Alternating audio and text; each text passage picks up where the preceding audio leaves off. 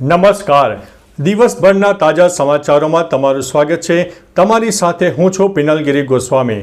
સમાચારો વિસ્તારથી જાણીએ એ પહેલા મહત્વના સમાચારો ઉપર એક નજર. મિત્રો, આજની વિડીયોમાં સૌપ્રથમ વાત થશે ગુજરાતમાં ઠંડીની જોરદાર આગાહી. અત્યારે અનેક વિસ્તારમાં ન્યૂનતમ તાપમાન 10 ડિગ્રી કરતાં નીચે નોંધાયું છે, ત્યારે નલિયામાં તો 7 ડિગ્રી કરતાં નીચે નોંધાયું છે. આગામી દિવસોમાં હજુ પણ ઠંડીનો જોર યથાવત રહેશે. Back to back western disturbance સક્રિય થવાને કારણે 31 ડિસેમ્બર સુધી તો ચોક્કસથી ગુજરાતમાં આવો ને આવો ઠંડીનો માહોલ યથાવત રહેશે. બીજી તરફ બંગાળની ખાડી અને અરબી સમુદ્ર સક્રિય થતાં દક્ષિણ ભારત અને પૂર્વ ભારતના અનેક ભાગોમાં છૂટોછવાયો વરસાદ થઈ શકે છે. મિત્રો, અન્ય મહત્વના સમાચારની વાત કરીએ તો ઇલેક્ટ્રિક વાહનોના ક્ષેત્રમાં 5 કરોડ નોકરીઓનું સર્જન થશે. કેન્દ્રીય મંત્રી નીતિન ગડકરીએ ગુરુવારે કહ્યું હતું કે દેશના ઇવી સેક્ટરમાં 2023 સુધીમાં લગભગ 5 કરોડ નોકરીઓનું સર્જન થશે. ગડકરીએ જણાવ્યું હતું કે 2030 સુધીમાં ભારતીય ઇલેક્ટ્રિક વાહનોનું બજાર 20 લાખ કરોડ રૂપિયા સુધી પહોંચવાની સંભાવના છે. પીટીઆઈ મુજબ કેન્દ્રીય મંત્રીએ એમ પણ કહ્યું હતું કે 2030 સુધીમાં ઇલેક્ટ્રિક વ્હીકલ ફાઇનાન્સ માર્કેટનું કદ 4 લાખ કરોડ રૂપિયાની આસપાસ રહેનારું છે. મિત્રો, અન્ય મહત્વના સમાચારની વાત કરીએ તો 21,000નું એક ઈંડું. એવું તે શું ખાસ છે આ ઈંડામાં? લંડનમાં એક ઈંડાની 200 પાઉન્ડ એટલે કે લગભગ 21,000 રૂપિયામાં હરાજી થઈ. તમને થશે કે એવું તે શું છે આ ઈંડામાં કે 21,000 રૂપિયાનું ઈંડું વેચાયું? આ દુર્લભ ઈંડું સંપૂર્ણપણે ગોળ હતું. લગભગ અબજ ઈંડામાં એકાદ ઈંડું આવી રીતે સંપૂર્ણ ગોળ નીકળે છે. સ્કોટલેન્ડના આયર શહેરમાં એક મહિલાને તેને ખરીદ્યું છે, બાદમાં તેને ચેરિટી માટે દાન કરી દીધું છે. મિત્રો, અન્ય મહત્વના સમાચારની વાત કરીએ તો સુનિતા વિલિયમ્સની વાપસી હજુ મોડું થશે. અવકાશયાત્રી સુનિતા વિલિયમ્સની પૃથ્વી પર પરત ફરવાની આશાને ફરી એકવાર ઝટકો લાગ્યો છે. નાસાએ કહ્યું છે કે બંને અવકાશયાત્રીઓ સ્પેસ સ્ટેશનથી પૃથ્વી પર પાછા ફરવા માટે લાંબો સમય રાહ જોવી પડશે. નાસા અને સ્પેસ એક્સ ફેબ્રુઆરીમાં ક્રૂ 10 મિશન લોન્ચ કરવાના હતા, જેમાં હવે વિલંબ થશે કારણ કે આ મિશન માટે નવા ડ્રેગન સ્પેસક્રાફ્ટ બનાવવાનું કામ ચાલી રહ્યું છે. મિત્રો, અન્ય મહત્વના સમાચારની વાત કરીએ તો આ 3 કલાકમાં હાર્ટ એટેકનું સૌથી વધુ જોખમ. શિયાળાની ઋતુમાં હાર્ટ અને બ્રેઇન સ્ટ્રોકનો સૌથી સક્રિય સમય રાત્રે 3 થી સવારના 6 સુધીનો હોય છે. ખાસ કરીને જો તમે જણાવેલા સમય દરમિયાન વોશરૂમ જવા માટે ઉછો છો તો રાત્રે રજાઈ અને ધાબળામાંથી બહાર નીકળો છો ત્યારે એકદમ ઊભા ન થાઓ, કારણ કે ઠંડીની ઋતુમાં લોહી ઘટ્ટ બની જાય છે અને એકદમ ઊભા થવાથી ઘણીવાર લોહી હૃદય અને મગજ સુધી પહોંચી શકતું નથી. મિત્રો, અન્ય મહત્વના સમાચારની વાત કરીએ તો મંદિર મસ્જિદ વિવાદ પર ભાગવતનું મોટું નિવેદન. આરએસએસના વડા મોહન ભાગવતે દેશમાં સદભાવનાની હિમાયત કરી છે. મંદિર મસ્જિદને લઈને શરૂ થયેલા નવા વિવાદો પર નારાજગી વ્યક્ત કરી છે. તાજેતરના વિવાદો પર પોતાનો અભિપ્રાય વ્યક્ત કરતા તેમણે કહ્યું છે કે અયોધ્યામાં રામ મંદિરના નિર્માણ પછી કેટલાક લોકો એવું વિચારે છે કે આવા વિવાદો ઊભા કરીએ તેઓ હિન્દુઓના નેતા બની જશે. દરરોજ એક નવો વિવાદ થાય છે જે ન ચલાવી લેવાય. મિત્રો, અન્ય મહત્વના સમાચારની વાત કરીએ તો વન નેશન વન ઇલેક્શન જેપીસીમાં 29 સભ્યો. One nation one election bill પર વિચારણા માટે રચાયેલી સંયુક્ત સંસદીય સમિતિમાં હવે 39 સભ્યો હશે, જેમાં લોકસભાના 27 અને રાજ્યસભાના 12 સભ્યોનો સમાવેશ થાય છે. લોકસભાના સાંસદ ભર્તુહરી મહતાબે જેપીસીના અધ્યક્ષ બનાવવામાં આવ્યા છે.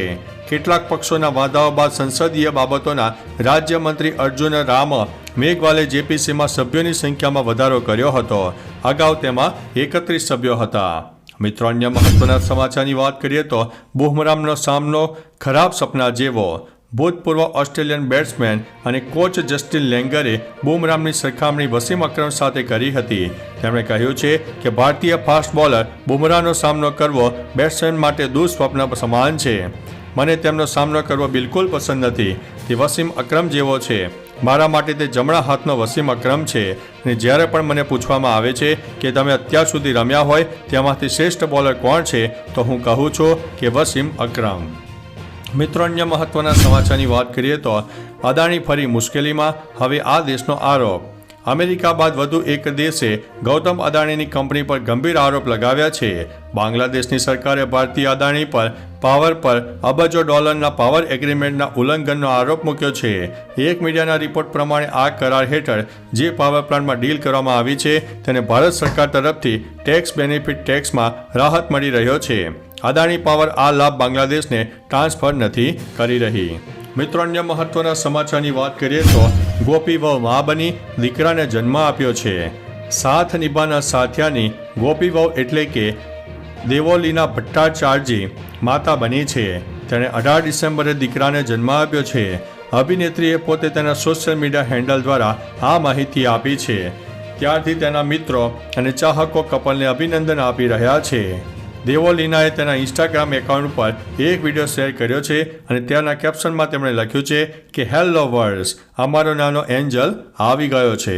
મિત્રો, અન્ય મહત્વના સમાચારની વાત કરીએ તો કેરળના મહિલા પત્રકાર મંડળ ગિફ્ટ સિટીની મુલાકાતે. ગુજરાતમાં પ્રવાસે આવેલા કેરળના મહિલા પત્રકાર પ્રતિનિધિ મંડળે ત્રીજા દિવસે ગિફ્ટ એટલે કે ગાંધીનગર સિટીની મુલાકાત લીધી હતી.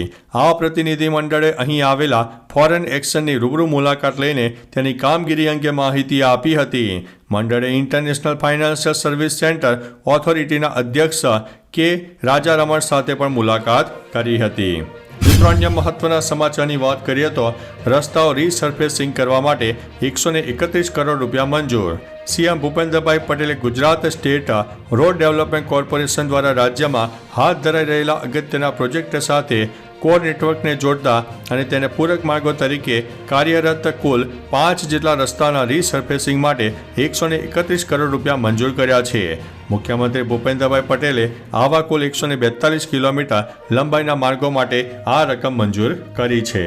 મિત્રો, અન્ય મહત્વના સમાચારની વાત કરીએ તો ભીષણ બ્લાસ્ટ, પેટ્રોલ પંપમાં આગ, અનેક વસ્તુઓ બળી ગઈ છે. રાજસ્થાનના જયપુરમાં સવારે કેમિકલ ભરેલા ટેન્કરમાં બ્લાસ્ટ થયો. પેટ્રોલ પંપ પણ આ બ્લાસ્ટની ઝપેટમાં આવી ગયો, જેથી ભીષણ આગ લાગી, જેમાં 20થી વધુ વાહનો બળી ગયા. આ દુર્ઘટનામાં લગભગ 30 લોકોને ઈજાઓ પહોંચી છે. 30થી વધુ એમ્બ્યુલન્સ અને ફાયર બ્રિગેડની ગાડીઓ પણ ઘટના સ્થળે પહોંચી ગઈ હતી. હાઈવેની બાજુમાં પાઇપ ફેક્ટરી બળીને ખાખ થઈ ગઈ છે. હાઈવે બંધ કરી દેવામાં આવ્યો છે.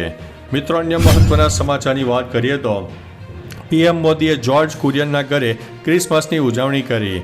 પીએમ નરેન્દ્રભાઈ મોદીએ ગુરુવારે કેન્દ્રીય પ્રધાન જ્યોર્જ કુરિયનના નિવાસસ્થાને નાતાલની ઉજવણીમાં હાજરી આપી.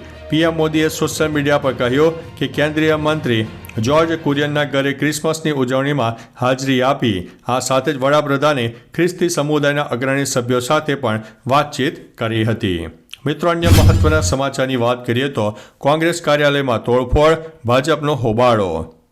ભાજપના કાર્યકરોએ મુંબઈમાં કોંગ્રેસ કાર્યાલયમાં તોડફોડ કરી હતી. દરવાજા અને બારીના કાચ તોડી નાખ્યા. કાર્યાલયની બહાર લાગેલા સોનિયા, રાહુલ, પ્રિયંકા અને મલ્લિકાર્જુન ખડગેના પોસ્ટરો પર શાહી ફેંકી. પોલીસને લાઠીચાર્જ કરવાની ફરજ પડી.